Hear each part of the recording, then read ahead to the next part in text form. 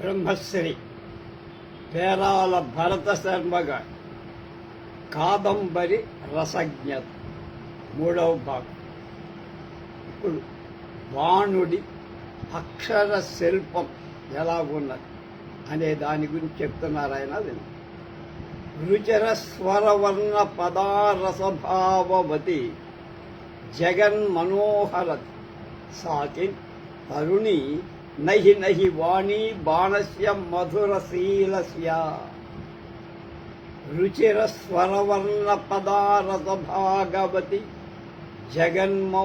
జగన్మనోహరతి సాకి తరుణి నహి నహి వాణి బాణస్య మధురశీలస్య. విదగ్ధ ముఖమండనం అనే దానిలో ధర్మదాస్ అన్నాడు, చక్కని స్వరవర్ణ పదాల రసభావ బంధుర ఐ జగన్మనోహారిణి అయిన ఈమె తరుణియ కాదు మధురశీలి అయిన వాణుడి వాడి. అది వాణి.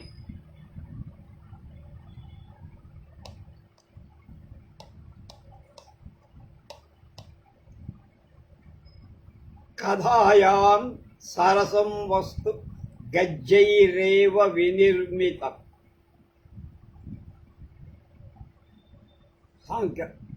సాంఖ్య దర్శనాలు కథను గజ్జంలో చెప్పటమే సరసమైన మార్గం. సాహిత్య లక్షణాలను బట్టి కాదంబరి కథ అనే పరిభాషతో చెప్పబడే గద్య కావ్యం. సాహిత్య లక్షణకారులు శ్రవ్య కావ్య దృశ్య కావ్యాల ప్రసిద్ధమైన ఇతివృత్తాన్ని కథకు కల్పిత ఇతివృత్తం కావాలి అని. కథ కవి కల్పితమై ఈ కల్పితమైన కథ మనసుకు నాటాలంటే సూటిగా చెప్పాలి. సూటిగా తేటగా చెప్పిన కథ మనస్సుకు పూర్తిగా నాటుతుంది. ఈ విభాగం మానవ మనస్తత్వానికి అనుకూలం. కావ్యం గానం చేసి నాటకమాడించి కథను చెప్పి కవి సహృదయుని మెప్పిస్తారు. గానానికి పాదబద్ధం అక్షర సమం తంత్రీలయ సమన్వితమైన ఛందో మార్గంలో పద్యం హృజ్యతను ఘటిస్తుంది. ప్రదర్శనకు వేషం, అభినయం, మాట, పాట అక్కడ వట్టి మాట కూడా అభినయాదుల చేత రసవంతము. కథ చెప్పాల్సిందే. ఈ చెప్పటం ముచ్చటగా ఉన్నప్పుడే వినగలుగుతా. ఆ ముచ్చట గొలుపుడ కథ చెప్పేవాడి ప్రతిభ పైన ఆధారపడు. పద్యంలో ఛందోగతమైన సౌందర్యం సహజంగానే ఉంది. నాటకంలో వేషభాషల అభినయ వైఖరుడు చెప్పకుండానే కలపడు. అలాంటి సౌందర్య పోషక సామగ్రి గద్య కావ్యంలో సహజ సంపన్నమై లేదు. దీన్ని గద్య కవి సంతరించుకోవాలి. ఆ లక్షణాలన్నీ ఆయన తెచ్చుకోవాలి. హృజ్యమైన గద్యం చెప్పగలవాడి నిజమైన కవి. గద్యంలోని హృజ్యత అంతా కవి యొక్క చాతుర్యం వల్ల ఏర్పడు. అందుకే గద్యం కవీనాం నికషం వదంతి అని ఆభాణకం అనేటువంటిది ఒక. సంస్కృతంలో గద్య కవులలో బాణుడు అద్వితీయ. పద్యంలో అంత అద్వితీయుడని చెప్పదగిన కవి మరి లేడు అంటే కాళిదాసు కూడా హర్షిస్తాను కానీ కోపిస్తాడు. ఈ ప్రశంస ప్రాచీన పండిత పరంపర నుండి తీసుకున్న సొడ్డలు అనుగ్రహించలేదు. సొడ్డులు అంటే సొడ్లేట్లేదు. వాగీశ్వరం హంత భజే అభినందమర్ధేశ్వరం వాక్పతిరాజమీడే రసేశ్వరం స్తౌమి చ కాళిదాసం బాణం తు సర్వేశ్వరమానతోస్మి. అభినందుడు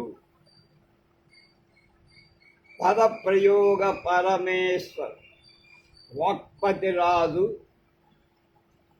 ఉచితార్థ సంయోజనంలో సిద్ధహస్త రసకప ప్రకల్పనాకి కాళిదాసు ప్రభు ఎంపరర్. బాణుడు మాత్రం సర్వానికి అంటే వాక్ అర్ధ రసాలు మూడిటికి పరమేశ్వరుడు. అద్భుతమైన మాట. మళ్ళా వాగీశ్వరం హంత భజే అభినందమధ్యేశ్వరం వక్పతిరాజమీడే రసేశ్వరం స్తౌమి చ కాళిదాసం బాణం తు సర్వేశ్వరమావతోస్మి మానతో. అభినందుడు పదప్రయోగ పరమేశ్వర వాక్పతిరాజు ఉచితార్థ సంయోజనంలో సిద్ధహస్త రస ప్రకల్పనాగ్ని కాళిదాసు ప్రభే. ఇంకెవడు లేడు అంటారు. బాణుడు మాత్రం సర్వానికి అంటే వాక్కు అభినందుడున్నాడు. అలాగే ఉచితార్థానికము ఆ వాక్పతి రాజు ఉన్నాడు. రసానికి కాళిదాసు. ఈ ముగ్గురికి పరమేశ్వర రూపుడైన వాడు బాణుడు. కనుక గద్యం వ్రాసి ఇంత ప్రతిష్ట పొందటం అది అసామాన్య విషయం. వామనుడు కావ్య లక్షణాలు చెప్పబోతూ కావ్యం గద్యంచ పద్యంచ అని ప్రారంభించి గద్యాన్నే ముందుగా ఎందుకు పేర్కొన్నాడు అంటే గద్యం పద్యం కంటే దుస్సాధ్యమని కవి శక్తికి నికషం అయింది అంటే పరీక్ష. అక్కడనే కావ్యం యొక్క ఘనం. అదే కావ్య మార్గంలో మొదటగా పేర్కొనదగిందని సూత్రకారుడి హృదయం. అది వార్తికంలో చెప్పు. ఇతివృత్తం బాణుడు గద్యం చేపట్టడమే కాదు, అప్రసిద్ధమైన ఇతివృత్తాన్ని కూడా నిర్వహించాలని. లోకంలో ఎక్కడా లేదా వృత్తాంతం. సాధారణంగా కవులు ప్రసిద్ధమైన ఇతివృత్తాలని ప్రఖ్యాత నాయక చరిత్రల్ని కావ్య వస్తువులుగా అంటే సబ్జెక్టుగా తీసుకోండి. కవి యొక్క రచనలో పసలేకపోయినా లోకోత్తర గుణోత్తరుడైన నాయకుడి కథ, కృష్ణుడి కథో రాముడి కథో రాస్తే ఆ కథలు ఎలాంటి లోటుపాటున్నా వాళ్ళ మీద భక్తితో కొట్టుకో. కథ వ్రాస్తే లోకోత్తరుడైన నాయకుడి కథ వ్రాస్తే విద్వాంసులకు విందు కొలుపుతుంది అని భోజ మహారాజు. కవేరల్పాపి వా గురుతిర్విద్వత్కజ్ఞావతంసత్ నాయకో యది వర్ణేత లోకోత్తర గుణోత్తర అని ఆయన చెప్పింది భోజరాజు. అలాంటి సౌలభ్యాన్ని కూడా బాణుడు తీసుకోలేదట. తన కవితాశక్తికి గద్యాన్ని కథను కూడా నికషంగా తీసుకున్నాడు పరీక్ష. అనల్పమైన తన వాగ్వృత్తి చేత కథ ఇతివృత్తాన్ని ప్రసిద్ధి ఘటించాడు. తను చెప్పే విధానంలో కథలో రెండింటికి కూడా లోకోత్తరత సాధించాడు. అందుకనే బాణోచ్ఛిష్టం జగత్ సర్వం అనే ప్రతిష్ట పొందాడు. గద్య లక్షణం, గద్య భేదం. ఇతడి తర్వాత వచ్చిన అలంకారి గద్య కావ్యాలకు లక్షణాలు కల్పించి ఇతడి కావ్యాన్ని లక్ష్యంగా చేసుకొని చెప్పారు. కనుక ఉదాహరణ ఆయనే బాణుడే. ఆపాదహ పదసంతానో గద్యం కావ్యాదర్శి అని దండి చెప్పాడు లక్ష్యం. గద్యాన్ని వృత్తగ్రంథి చోర్ణముత్కలికా ప్రాయంచ అని వామనుడు 3 భేదాలతో చెప్పాడు. సాహిత్య దర్పణకారు చతుర్విధమైన గద్యం చెప్పారు. వృత్తం బంధోజ్జితం గద్యం ముక్తకం వృత్తగంధి చ భవేత్ ఉత్కలికాప్రాయం సువర్ణకంచ చతుర్విధం. అధ్యం సమాసరహితం వృత్తభాగయుతం పరం అన్యదీర్ఘ సమాసాఢ్యం తుర్యంచ అల్ప సమాసక్ అని చెప్పారు. ముక్తకం, వృత్తగ్రంథి, ఉత్కలిక, సువర్ణం ఇవి గద్యంలోని అక్షరాలని, పదాలని, సమాసాల కూర్పుకు సంబంధించి. ముక్తకం అంటే ఏమి? ఈ గద్యం వృత్తబంధోజ్జితం, సమాస బంధం ఉండదు. దాన్ని ముక్తకం అంటే విడిగా ఉండదు. శనైశ్చర స్వేచ్ఛయా సంభ్రమన్ సమయన్ను నుదాన్ ఉచ్చయ్యమన్నతాన్ ఆత్మానయాన్ భీతాన్ రక్షన్ శరణాగతాన్ ఉన్మూలయన్ యమనుకాన్ ఉత్పాదయన్ కంటకాన్ జనయన్ జనానురాగన్ ప్రకాశయన్ విక్రమం. కాదంబరిలో 362వ పేజీలో. ఇలాంటి వ్యస్త పదాలతో గద్య రచన ఉంటే దాన్ని ముక్తకం అంట. అలాగే వృత్త గ్రంథిలాగా గద్యం ఎలా ఉంటుంది? పద్యం వృత్తాలలోని పాదాలలాగా ఉన్న పదబంధం గల పద్యం. పద్యం వృత్తంలో ఉండే పద్యం ఎలా ఉంటుందో అలాంటి పద సౌష్ఠవం కలిగితే గద్యం. పద్యభాగ వద్ వృత్తగంధి అన్న వామన్. ఎంపధర నిమ్నధర గంధరంతం ఉన్నరతర హనుమో అనుఘోషణం అకరాల తారకం అవసేర్యమాణ వినందయన పక్ష్మమూలం. కాదంబరిలోది. వ్యాధగీధి రింద్రియం మృగాణం సకాల మధ్య భూమలేఖా సచ్చరిత చిత్రాణం. ఇది కూడా ఉత్కలికలాగా రాసేది ప్రాయం. అవిద్ధోద్ధత పదముత్కలికా అని వామనుడి నిర్వచనం. ఉద్ధతలైన పదాలతో దీర్ఘ సమాస బంధురమైన రచనని ఉత్కలిక అని డిఫైన్ చేశారు. కులిశ శిఖర ఖర నఖర ప్రచయ ప్రచండ చపేతా పాటిత మత్తమాతంగ కుంభస్థల గలన్మంచక్షతాచ్ఛురిత చారు కేసర భార భాసుర ముఖే కేసరిణి అన్నారు. కాదంబరి సూత్ర వృత్తిలో 1-3-20 కృతాపరాధ బాలక పలాయనామర్ష పశ్చాత్ప్రధావిత స్ఖలితాధో ముఖపాద పాతస్ఫుటిత శిరకపాల భుగ్రగ్రీవేనా. కాదం. ఇక 4వ భాగం ఇలా ఉంటుంది. చోర్ణక్ అనావిద్ధ లలిత పదం చోర్ణక్. విడివిడిగా ఉన్న లలిత పదాలు కల దీర్ఘ సమాసాలు లేని గద్య బంధాన్ని చోర్ణం లేక చోర్ణకం అంట.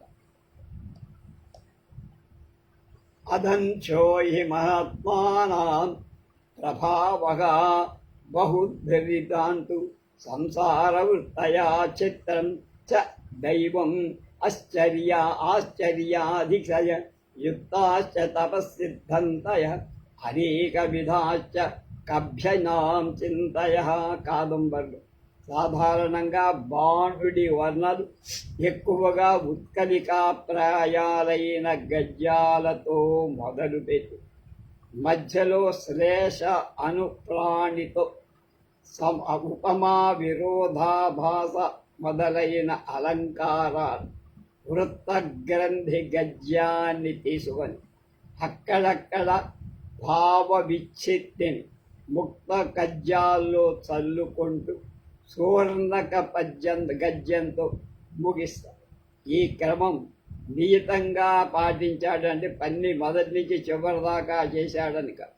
తన గద్యంలోని వైవిధ్యంచే వర్ణనలోని వివిధ భావాలను శబ్ద చిత్రాలుగా గీశాడని.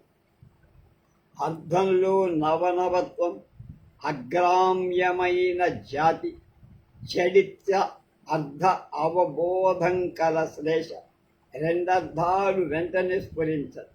రసోన్ముఖత్వం, అక్షరాల సొగసైన నడక, ఇవన్నీ అతడి గద్య బంధంలో వివిధ గతుల చేత పరిణతుల చేత ఏర్పడ్డాయి. అది ఆయన గొప్పది. వామనుడు రీతిరాత్యా కావ్యస్య అని ఆలంకారిక సంప్రదాయంలో మొట్టమొదటగా కావ్యానికి శరీరంలాగానే ఆత్మ ఉంది అన్న విశిష్ట పదరచన రీతి. అయితే రీతి అంటే ఏమిటి? విశిష్ట పదరచన. కవ్యుద్దిష్ట అంటే కవిని అనుకున్న భావన విశిష్టార్థయుక్తమైన పదరచనే రీతి. బాణుడి గద్యంలోని ఆత్మ ఆ రీతి. కావ్య శోభాహేతువులైన గుణాలను బాణుడు తన గద్యంలో విలక్షణంగా ప్రయోగించారు. హర్షచైతంలో ప్రస్తావనలో నవోర్ధో జాతిరగ్రామ్యా శ్లేషోక్లిష్టత కుటో రసక విక్షరాక్షర బంధశ్చ కృత్స్నమేకత్తర దుర్లభం అన్న. శ్లేష వట్టి అలంకారం కాదయ్యా, శబ్దగుణం అర్ధగుణం కూడా. వికటాక్షర బంధం అంటే ఏమిటి? వామనుడు చెప్పిన లక్షణాలను బట్టి వికటత్వం ఉదారత, పదాలు నాట్యకత్తెల లయానుగుణాలైన కాలి గజ్జ క్షణంలాగా ఎక్కడ రవడిస్తుందో అది వికటాక్షర బంధం అని. ఈ శ్లోకాన్ని గురించి మనం భావిస్తే బాణుడు అక్షరాల కూర్పు నుండి రస పరిష్కారం వరకు తన గద్య రచనా ప్రణాళికను ఒక విలక్షణ విధానంగా తీర్చిదిద్దాడు అని చెప్పాలి. వాక్కు సమ్యక్ ప్రయుక్తం అయితే కామధేనువుల సకలార్థాలను రసాలను ప్రసాదిస్తుంది. మళ్ళా వాక్కు సమ్యక్ ప్రయుక్తమైతే స్వచ్ఛంగా నిర్మలంగా ఉంది. కామధేనువులాగా కోరిన కోరికలను రసాలను. వాక్కు యొక్క ఈ లక్షణాలు గ్రహింపలేని వాడు వట్టి గుడ్డు. వాడి పశుత్వాన్ని వాడి అసర్థమైన వాక్కే చెబుతున్నాడు దండి. గౌర్గౌః కామదుఘాః సమ్యక్ ప్రయుక్తా స్మర్యతే బుధైః దుష్ప్రయుక్తో పునర్గోత్వం ప్రయోక్తః శైవ శంసత్. కావ్యాదర్శన దండి. కవి గద్యం రాశాడా పద్యం రాశాడా అని లెక్కేసుకోవాలి. కవి వాక్యాలలో శ్రవ్యత గొప్పది, చెబుకింపు. ఆ శ్రవ్యత పద్యంలో యతి చేత, ప్రాస చేత, గణమాత్రా నియమాల చేత సాధించటం ఒక మూస. ఆ మూస గద్యంలో కవి తన మనోధర్మాన్ని బట్టి కల్పించుకుంటున్నారు. సంస్కృతంలో విరామం, విరతి, విశ్రాంతియే ఎక్కడ ఆగితే అదే ఎత్తారు. తెలుగులో నియత స్థానాల అక్షర పునర ఆవృత్తిని యతి అంటారు. శ్రవ్యత రెంటి వల్ల కలు. బాలుడు తన వచన పదాలను సమాసాలుగా కొన్ని చోట్ల ఆపేస్తారు. అనుప్రాసలతో పదగతిని సుందరంగా చేస్తారు. శ్రవ్యతకు అనుకూలించే గురు లఘువుల సంయోజనం కూర్పులు చేస్తారు. సువృత్త తిలకంలో క్షేమేంద్రుడు ఏమంటాడు అలంకారికుడు? అన్యభిచారేణ శ్రవ్యతైవ గరీయసి.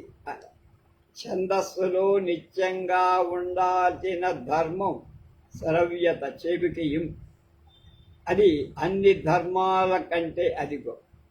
పద్యంలో కురు లఘువుల నియమాలను పాటించిన కొన్ని అక్షరాల సన్నివేశం వికృత స్వరాలను కనిపిస్తుంది. కనుక శ్రవ్యత లేని గణం గణ్యం కాదు, లెక్కింపగలిగింది కాదు. వృజ్యమైన గణమే గణం. కనుక సమాస గ్రంథుల చేత వాక్యాన్ని కుదించుకున్నట్లుగా విడివిడిగా ఉన్న పదాల చేత వాక్యం విస్తరించినట్లుగా బాణుడి గద్యాన్ని పరిశీలించటానికి కొన్ని విభాగాలు చేసుకుంటేనే అది సాధ్యము. లేకపోతే నేను ఈ మార్గాన్ని అనుసరించాను అని పేరాల భరత శర్మ గారు మనకు చెబుతారు. ఒక్కొక్క వర్ణనం కానీ సన్నివేశం కానీ ఒక్కొక్క ఘట్టం యథార్థానికి అన్నీ వర్ణనలే. ఇంచుమించు 222 వర్ణనలు చేశాడు ఎవరు? బాణుడు. ఒక్కొక్క వర్ణనలో పెద్ద వాక్యాలున్నాయి, చిన్న చిన్న వాక్యాలు 3. ఆ వాక్యాలలో భిన్న భిన్నాలైన ఖండాలు అంటే ఆపులను. ఖండాలలో వ్యస్త సమస్త పదాలు, ఇండివిజువల్ పదాలు, కలిసిన పదాలు. ఒక వర్ణనమో ఘట్టమో ఉంటే బాణుడు సాధారణంగా మొదట 2-3 దీర్ఘ సమాసాలు కూర్చు, తర్వాత ఉత్ప్రేక్షలతో ఉపమానాలతో చిన్న సమాసాలు, చిన్నవి సమాసాలు, వ్యస్త పదాలు కలిపి రాస్తారు. ఆ తర్వాత శ్లేషతో విరోధాభాసాలతో వివిధ రీతులతో అసమాసాలతో, సమాసం ఉంటుంది సమాసం లేకుండా ఒక సొగసైన రచన చేస్తారు. వర్ణన ఉపసంహారంలో పురాణం నుండి, శాస్త్రాల నుండి, శ్లేషానుప్రాణి ఉపమాన పరంపరలు, గద్యశైలిలోని వృత్తగ్రంథి, ముక్తక, చూర్ణక లక్షణాలతో వ్రాస్తారు. అంటే 4 దర్శిస్తారు. ఇది ఒక ప్రణాళిక. శైలిని బట్టి మొత్తంగా వర్ణనాన్ని చూస్తే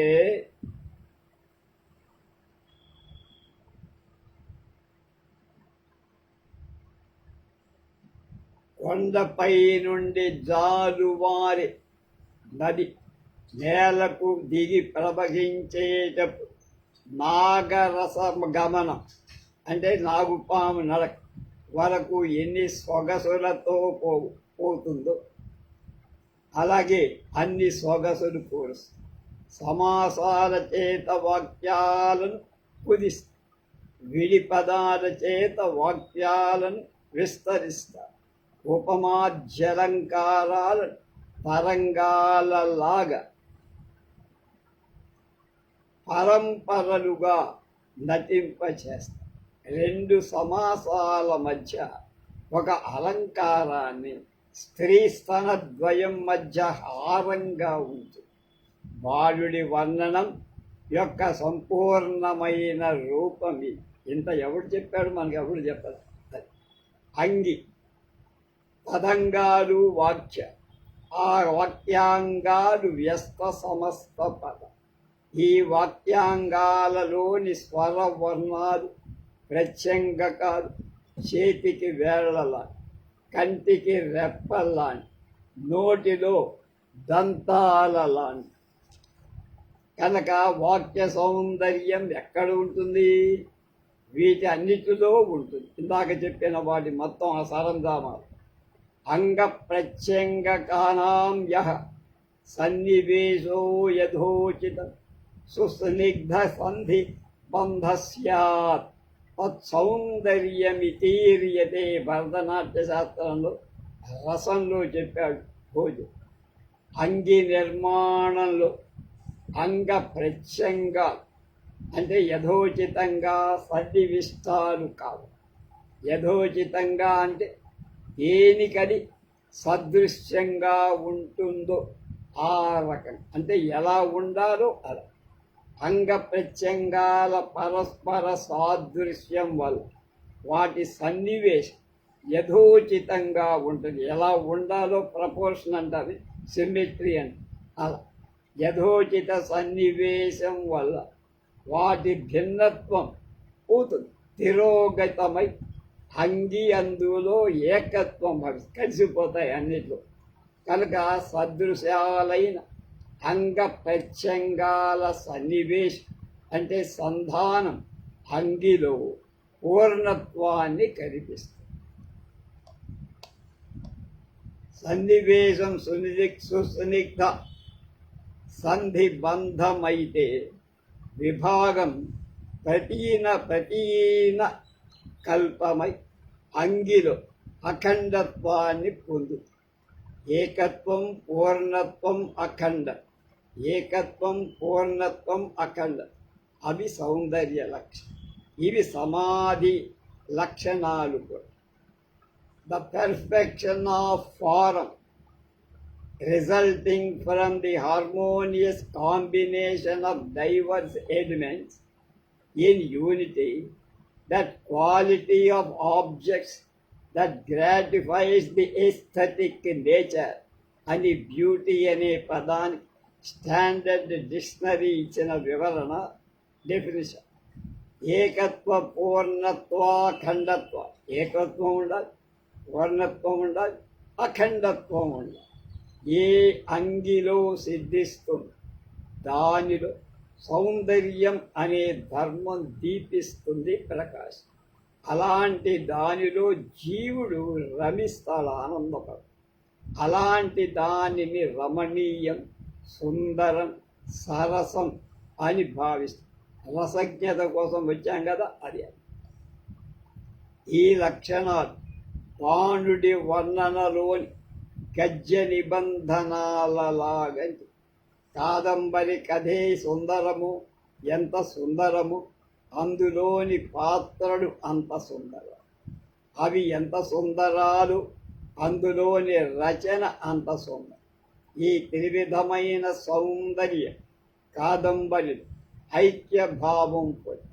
అందుచేతనే లోకంలో కాదంబరిలోని పాత్రలు, కథ, గద్యం కూడా ఒకే ముఖంగా కీర్తి పొందాయి. తీర్థానికి తీర్థం, ప్రసాదానికి ప్రసాదంగా లేదు. అంతా కలిసిపోయి పరమ పవిత్రమైన రసస్వరూపమైందని అర్థం. నాకు తెలుసు. బాణుడి గద్యంలోని అక్షర శిల్పాలు కథాముఖంగా ప్రత్యక్షం చేసుకుందాం ఇప్పుడు. కాదంబరి కావ్యంలో మొదట శూద్రక రాజు వర్ణన. మహాసత్తుడు, అతి గంభీరుడు, క్షమావంతుడు, అవికథనుడైన రాజును వర్ణించటం కవి యొక్క విశిష్ట పదరచన ఎలా ఉందో చూద్దాం.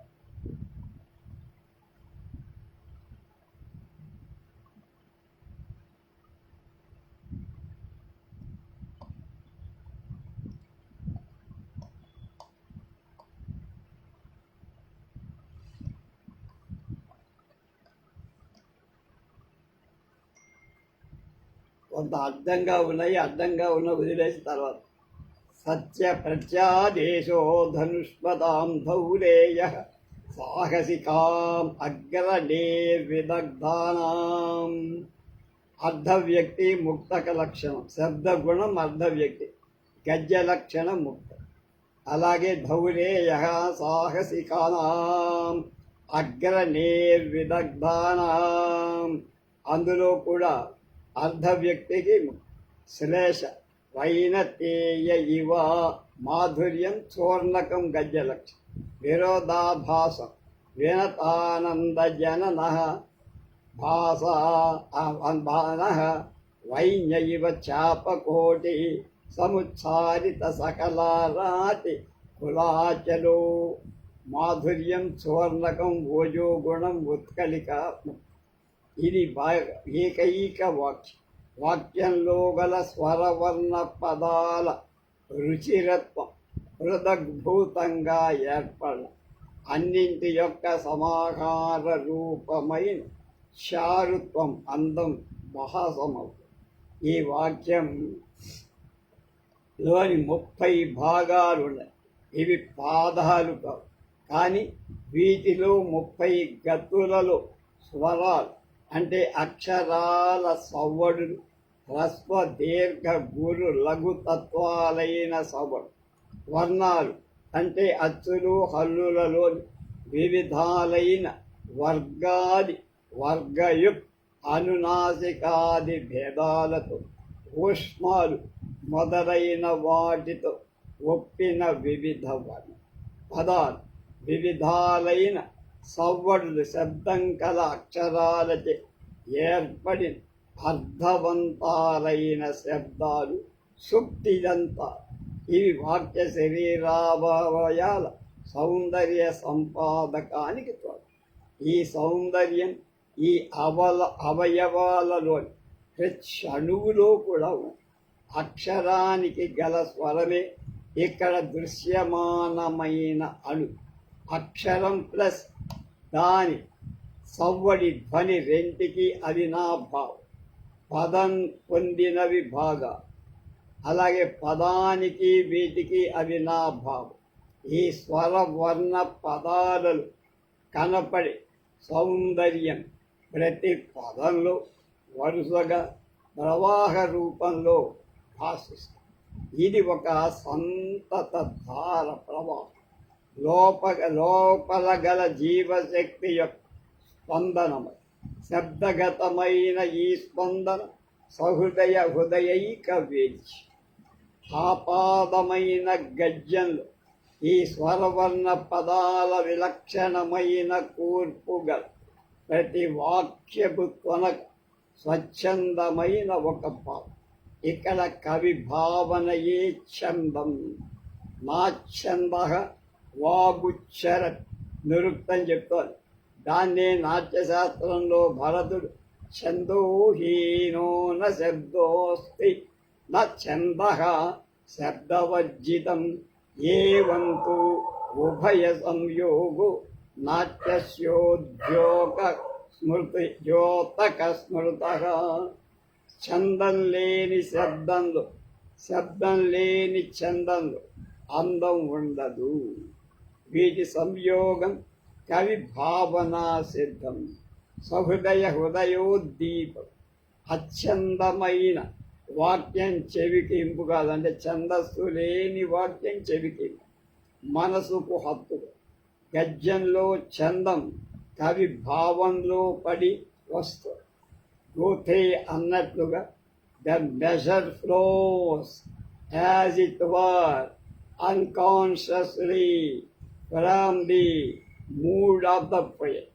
కవి యొక్క చిత్తవృత్తి నుండి అప్రయత్నంగానే ఛందోమయ వాక్యం నిర్గమిస్తోంది.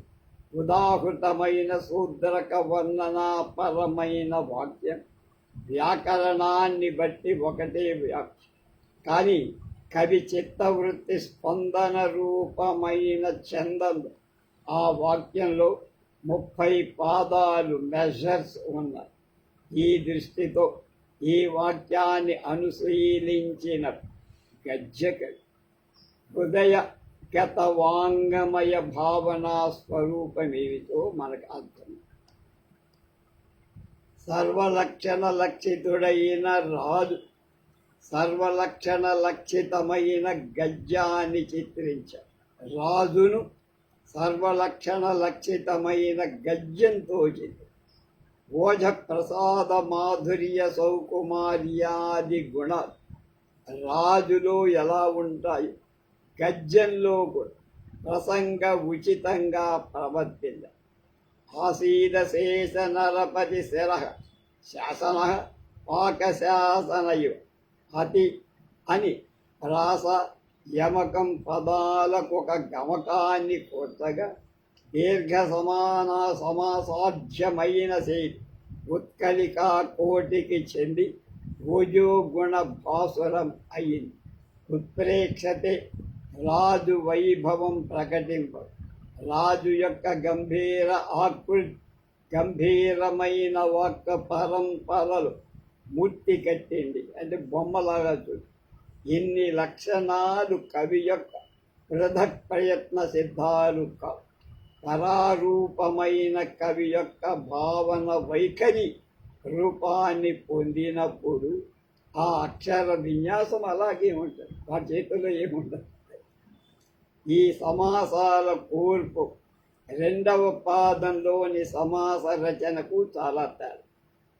చతుర్దధి మూలామేఖలాయ భువో భర్త ఇతడ స్వర వర్ణన పదాలకు ఉదారత గుణ సంపన్నమ వృత్తగ్రంథి శైలి.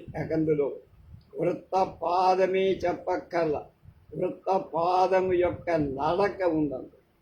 5 లఘువులు, వెంటనే 3 గురువులు, మళ్ళా లఘు, ఆ పైన 2 గురువులు, ఒక తర్వాత 3 గురువు.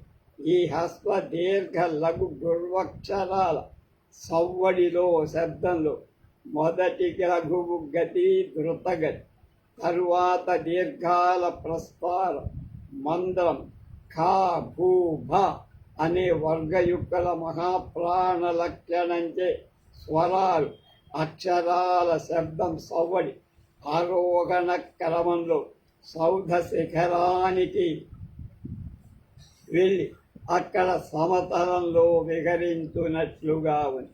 చతుర్దధిమాలా మేఖలయ భువో భక్త అధికరు. ఇలాంటి చిత్త ఉత్తేజకరమైన స్వరవర్ణ పద విన్యాస సరళి.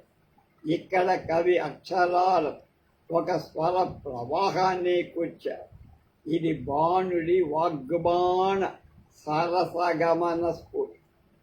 భూభ ఖా భూభ అనే ఒత్తులతో రాజగాంభీర్య స్ఫూర్తి కనపడు.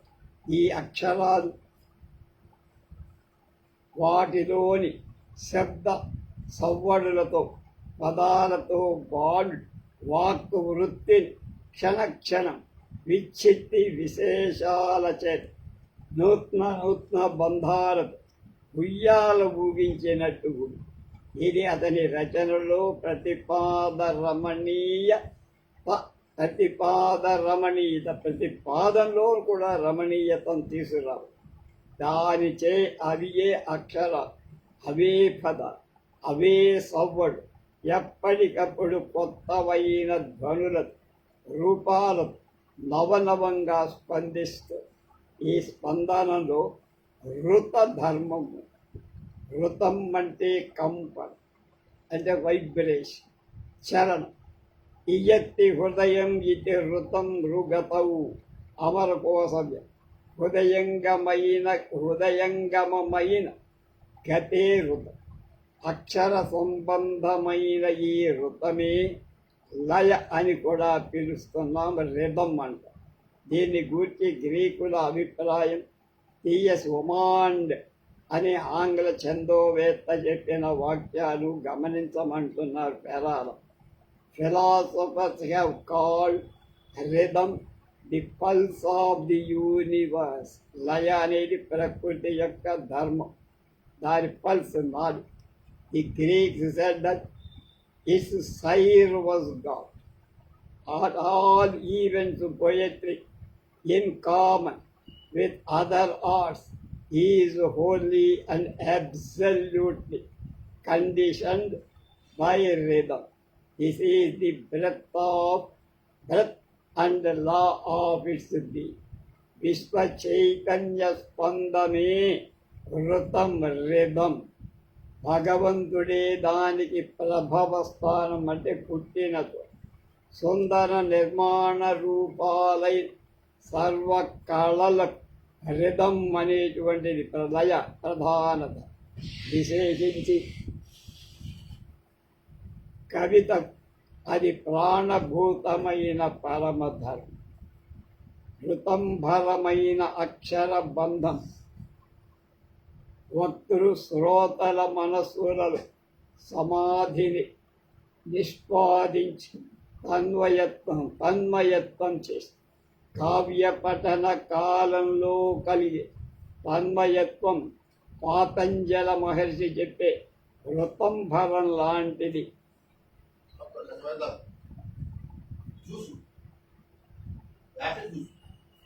అని శ్రీ విశ్వనాథ సత్యనారాయణ గారు ఒక చోట పెట్టారు. వీళ్ళ గురువే బాణుడి వాణి రుచిర స్వర వర్ణ పదం అని అభినుతింపు. రుచిర స్వర వర్ణ పదం. రుచిర కాంతినిచ్చే స్వర వర్ణ పదం. స్వరం అంటే ఏమిటి? సంగీత రత్నాకరం ఏం చెప్పిందంటే సృత్యనంతర భావీయ స్నిగ్ధో రణరణకమాత్మక కణరణమాత్మక స్వతో రంజయ శ్రోతృచిత్తం స స్వర ఉచ్యతే. చెవినబడిన వెంటని వినేవాడి చిత్తాన్ని రంజింపచేసే మృదువైన ప్రకంపనం కలిగించేది స్వరం. మళ్ళా చెవి మీద చెవికి సోకగా శ్రోతృ చిత్తాన్ని వినేవాడి చిత్తాన్ని మనసు రంజింపచేసే మృదువైన ప్రకంపనం కలిగించేది. అప్పటికి ఒక స్పందనం రావాలి. ఆ స్పందనం కలిగించేది వర్ణము. వక్తృచిత్త నృత్యారోపణం వల్ల వర్ణితమైన వాక్ఛందమే అని ఛందశిల్పంలో వక్త యొక్క అభిప్రాయాన్ని వ్యంజింపచేయటానికై శబ్దం నానా వర్ణ రూపాలు పొందింపబడి, అంటే వక్త ఉద్దేశించిన అర్థము యొక్క లక్షణాలు కలిగి ఉండటం చేత వర్ణం అంటే అక్షరము యొక్క వర్ణత్వం, వక్త అంటే కవి, వాడు ఏ భావాన్ని ఏ రసోన్ముఖంగా చెప్పాలనుకున్నాడు అలాంటి రసభావాలు ఉచితమైన సరే పరుష సరళ ధృత దీర్ఘ మహాప్రాణ ఊష్మ అంతస్థాని బహురూపమైన వర్ణనలు సమాహారంగల పదాలను ఎన్నుకుంటాడు. అలాంటి పదాలు వ్యస్తాలు సమస్తాలు సహృదయ హృదయంగమాలు. అప్పుడు స్వర వర్ణ పదాత్మకమైన వాణి రసభావవతి. ఈ రసభావనా భావితమైన స్వరవర్ణ పదరచనయే రుచిరమైంది. అలాంటి పదరచనలు ఎన్ని గుణాలు అలంకారాలు రీతులు ఉన్నా ఈ రసభావ వ్యంజన కనుక లేకపోతే హృదయకి ఆవర్జకం కాదు, అట్రాక్టివ్ కాదు. అలాంటి గద్యం కవి ప్రతిభ నికషం కూడా కాదు. వాణుడి వాణ్ రుచిర స్వర వర్ణ పదం అవటం మూలం ఆమె రసభావవతి. ఆయన మాట రసభావవతి. బాలుడి గద్యాలలో ఉన్న చమత్కారం ఏమిటంటే వైవిధ్యం. నా విష్ణు పృథివీపతి అన్న సాంప్రదాయకమైన భావాన్ని చెప్పటంలో నారాయణమూర్తిలో గల దేవతలను వారి గుణాలను వ్యస్త పదాలతో వేలు పెట్టి చూపించినట్టు చూపిస్తారు. ఈ విడివిడి పదాల చేత వాక్యాన్ని విస్తారు. వ్యాపనశీలి అంటే విష్ణువు వ్యాపించేవాడగా కనుక వ్యాపనశీలి అయిన విష్ణువు ఆకారంలో విస్తృతిని వైవిధ్యాన్ని చూపటానిక అన్న ముక్తక గద్యాన్ని వాడారు. యశ్చ మనసి ధర్మేణ ఉపేయమేన ప్రసాదే ధనదేన ప్రతాపే వహ్నిన భుజే భువ దృశిశ్రియ వాచి సర్వస్వత్వా ముఖే శశిరా బలే మరుదా ప్రజ్ఞాయాం స్వరగురుణ రూపే మనసి జేన తేజసి సవిత్రా చ వసతా సర్వదేవమయశ్చ ప్రకటిత విశ్వరూపాకృతే అనుకరోతి భగవతో నారాయణ కాదంబరిలో 14వ పేజీ. ఈ బంధంలో శ్లేష అనే శబ్ద గొడవ, మసృణత్వం శ్లేష అని వామనుడి నిర్వచనం. మసృణత్వం అంటే అనేక పదాలు విడివిడిగా ఉన్న ముడిపడి ఉన్నట్లుగా ఒకటి మొత్తంగా కనిపించదు. మన వ్యస్తత్వంతో సమస్తత్వం కూడా దేనికి దానికే ఉన్న, అందులో మళ్ళీ గ్రూప్ ఉంటారు. పలువురు దేవత ఒకే ఆకారంలో నిమిడి ఉండటంలో చమత్కృతి పదరచనలో మూర్తి కట్టించారు. వివిధ లక్షణ సంపన్నత చెప్పేటప్పుడు ఈ ముక్తక గద్యమని మసృణమైన శబ్ద గుణంతో తీరుస్తాడు. జాబాలి ముని వర్ణనంలో కూడా ఇదే. స్థైర్యేనాచలానం గాంభీర్యేన సాగరాణం తేజసా సవితు అని నిర్మలతయా అంబరతల సంవిభాగమివ కుర్వాణాం అని రాజులలో వీరత్వం, మునులలో శాంతత్వం, ఆటవికలలోని క్రౌర్యం మొదలైన గుణ, ఆశ్చర్యం, దుఃఖం, సంతోషం మొదలైన మనోభావాలు బాణుడి గద్య బంధాలను అక్షరాకృతులు పొంది గాఢబంధమైన ఊజు గుణంగల గద్య గతి చేత వీరత్వాన్ని మూర్తి కట్టిస్తాడు బాబు.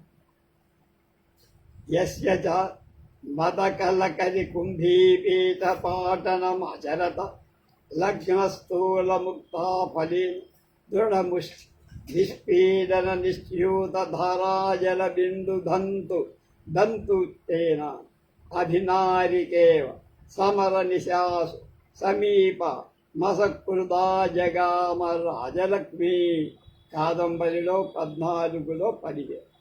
వీరుడి కృపాణం కత్తిలోని పదునంత ఈ అక్షర రూప మార్కూర్పులో మెరుస్తోందంటున్నారు పేరాలు. ముని యొక్క శాంతమైన లక్షణాలు చెబుతూ ఏష ప్రవాహ కరుణారసస్య సంతరణ సేతు సంసార సింధు ఆధార క్షమాంభసాం పరసుస్తృష్ణాలత గహన సాగర సంతోషామృతరస్య అమృతరసస్య ఉపదేష్టా సిద్ధిమార్గస్య ప్రసాదో ధర్మధ్వజస్య తీర్థం సర్వ విద్యావతారాణం అన్న. ఇక్కడ భావంతో భాషతో భావంతో భాష, ప్రసన్న మధుర గమతంతో సగిపోతుంది. ఇందులో ప్రతి విశేషం 2 భాగాలు. ప్రవాహ కరుణారస మధ్య విరామం ఒక అనిర్వచనీయమైన ప్రసన్నత పురుషు. సుఖనాథుడు చంద్రాపీడుడికి చేసిన ఉపదేశంలో చూర్ణక గద్యాన్ని మసృణమైన శ్లేష అనే గుణాన్ని పొందుపరచాడు బాణు. విదిత వేదితవ్యశ్చ అధీత సర్వశాస్త్రస్యతే నాల్పవుప్యనుదేష్టస్య అనుదేష్ట వ్యమస్తి అపరిణామోపశమో దారుణలక్ష్మో మద. మునులను గురువులను గురించి చెప్పడంలో వాళ్ళ సర్వవిధ ప్రభావాలు ధ్వనింపచేసే వివిధాలైన గద్య బంధాలు భావానుగుణంగా తీర్చు. ఏష ప్రవాహ కరుణారసస్య. ఇలాంటి గద్యంలో ముని ప్రభావాన్ని మాటలలో చెప్పటంలో ప్రసాద గుణ నిచితమైన వచన రచన అల్ప సమాసారం సువర్ణక గద్యానికి లక్ష్యం. మునిలోని ఓజస్ ప్రసన్న గద్యంలో కనిపిస్తుంది. మునిని వర్ణించటంలో పదబంధం ఎలా ఉందో చూద్దాం. శబరసేనను వర్ణించటంలో కూడా బంధంలో ఒక విలక్షణత చూపించాడు బాడు. భుజదండ సహస్ర విప్రకీర్ణవివ నర్మదా ప్రవా అనిల చరితమివ తమాల కాన. ఈ రీతిగా గద్యాన్ని నడుపుతారు. ఈ వాక్య ఖండాలు దీర్ఘ, సమాస బహుళ. ఇక్కడ కూడా ప్రతి ఖండం రెండుగా విడగొట్టబడి మధ్య విరామం కలిగి, కానీ ఈ రెండు భాగాల క్రమం ముని వర్ణనలోని వాక్య ఖండాల కంటే వేరు. ఇక్కడ విరామాలను అటు ఇటు ఉన్న శబ్దాల ప్రసాద గుణమై ఉంటుంది.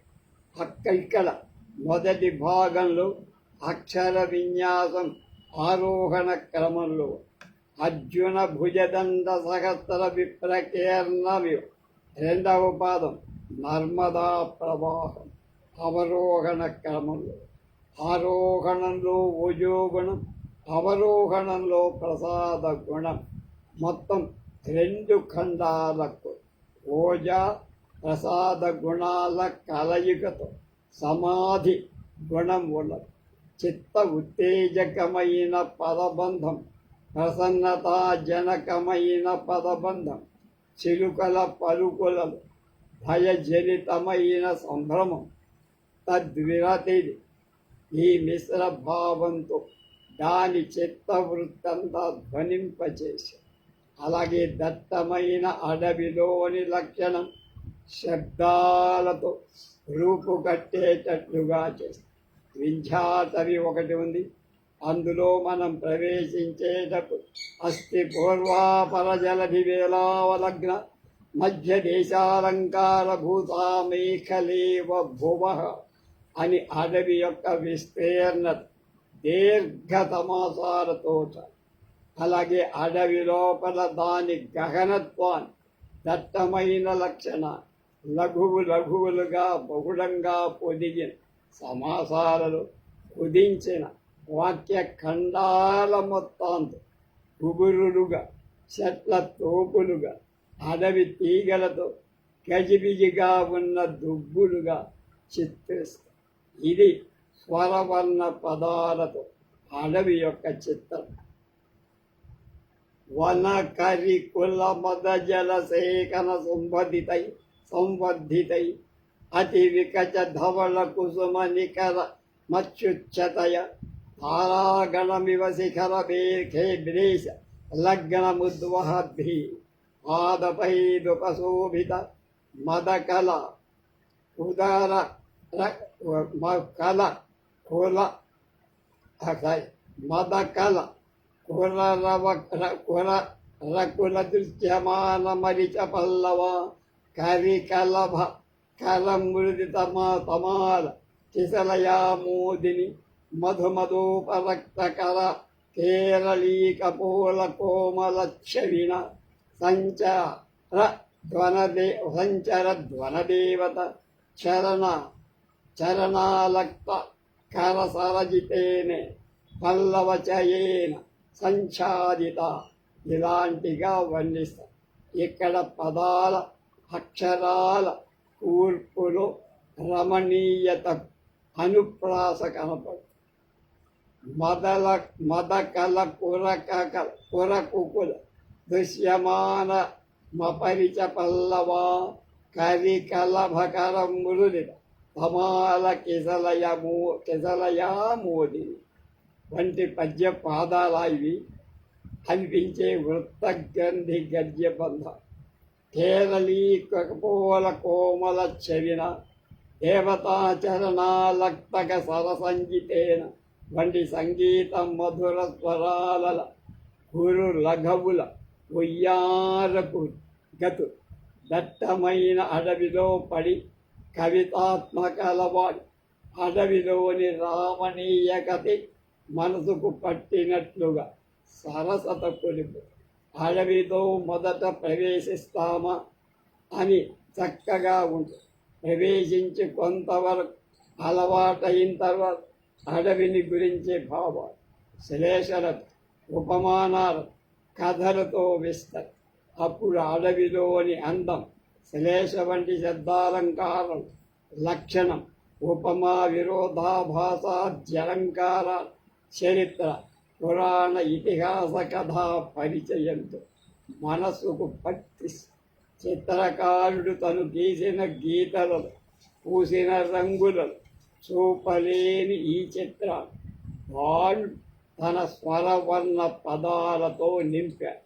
ప్రేతాధిపనగరీవ సదా సన్నిహిత మృత్యుభేషణ మహిషాధిష్ఠితాచ సమరోద్ధృతవతాకిని బాణాసనారూపిత శిలీముఖ విముక్త సింహనాదాచ కాక్షాయనీవ ప్రచలిత ఖడ్గభీషణ రక్తచందనాలంకృతాచ యమున గరివవలి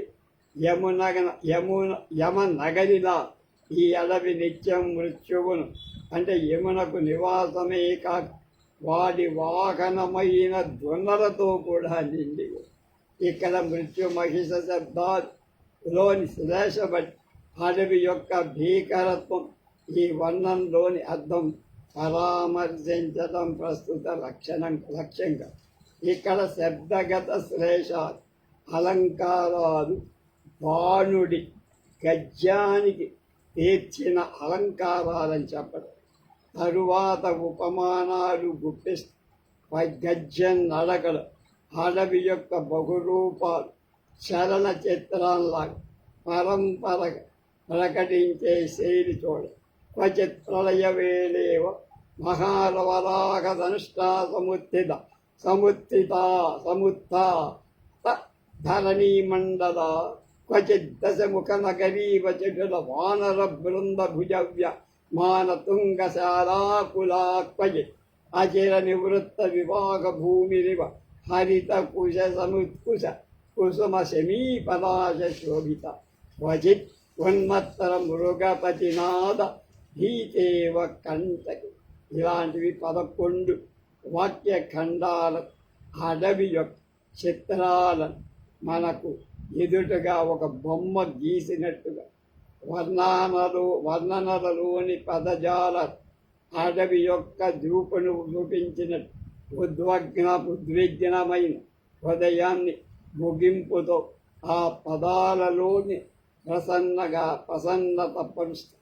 బహుళపత్ర సంచయా సప్తపర్ణభూషితా క్రూరసత్వా మునిజన సేవిత పుష్పవచ్చపి పవిత్రా వింధ్యాటవీ నామ అని ముగిస్తుంది. అస్థి వింధ్యాటవీ నామ అనే క్రియాపదం నామవాచకాల మధ్య విశేషణ పరంపర. ఇది వ్యాకరణాన్ని బట్టి ఒకే వాక్యం. వింధ్యాటవి ఎంత పొడగైన వాక్యం అది. ఇందు మొత్తం 38 ఖండాలు. ఈ ఖండాలు చందోవృత్తాలలోని పాదాలే. వీటిని పేర్చడంలో వింధ్యాటవి ప్రవేశంలో పాఠకుల చిత్తవృత్తిని అక్షరాలతో అడవిలోని గహనత్వ భావనతో తగినట్లుగా ఉత్తేజపరుస్తుంది. రేపు ఉజ్జయిని వర్ణన ఎలా చేశాడు బాలు అది తెలుసుకోండి. స్వస్తి.